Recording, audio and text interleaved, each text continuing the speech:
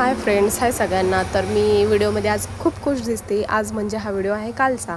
तर मी खूप खुश होते कारण आले होते माझ्या घरचे भाऊ भाऊजाई मम्मी पप्पा. तर मग ते जाणार होते येरमाळ्याला. मग मी म्हटलं मग मी पण येते कारण मला त्यांच्यासोबत टाईम घालवायचा होता. ते लगेच जाणार होते म्हणून मग मी पण गेले येरमाळ्यात. अशी पण मी फिरायला जरा भिकारीच आहे, त्यामुळे म्हटलं चला आपण पण जाऊया. मग गेल्यावर मग आम्ही खेटा घेतला.